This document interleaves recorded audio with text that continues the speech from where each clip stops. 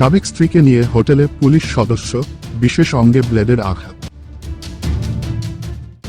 এবার নড়াইলে এক পুলিশ সদস্যের বিশেষ অঙ্গ ব্লেড দিয়ে জখমের অভিযোগ উঠেছে সাবেক স্ত্রীর বিরুদ্ধে। 11 জুন বিকেলে নড়াইল পৌর শহরের একটি হোটেলে এই ঘটনা ঘটে। আহত অবস্থায় বিকেল 5টার দিকে যশোর জেনারেল হাসপাতালের ভর্তি হন ওই পুলিশ সদস্য, তবে অবস্থা গুরুতর হওয়ায় তাকে ঢাকায় রেফার করা হয়েছে।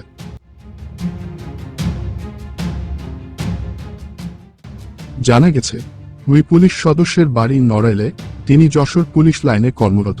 সম্প্রতি দ্বিতীয় স্ত্রীর সঙ্গে বিচ্ছেদ হয় তার।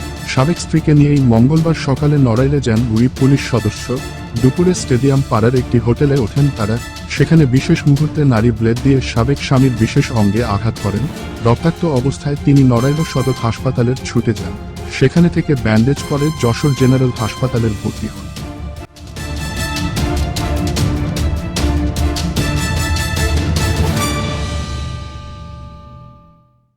এ বিষয়ে যশোর জেনারেল হাসপাতালের আরএমও ডা.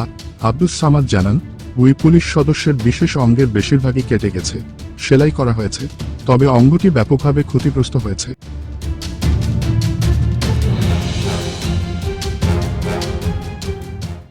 যে কারণে তাকে উন্নত চিকিৎসার জন্য ঢাকায় স্থানান্তর করা হয়েছে।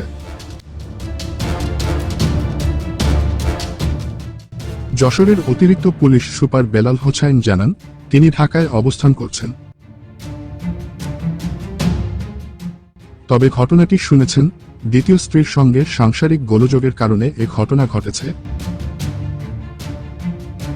এটা তাদের ব্যক্তিগত ব্যাপার, এখানে পুলিশের করণীয় কিছু নেই। এর আগে গত 9 জুন যশোর শহরের ধর্মতলা এলাকায় মইনুল হক রশি নামে এক ব্যক্তিকেও তার স্ত্রীর ব্লেড দিয়ে বিশেষ অঙ্গ কেটে দেন।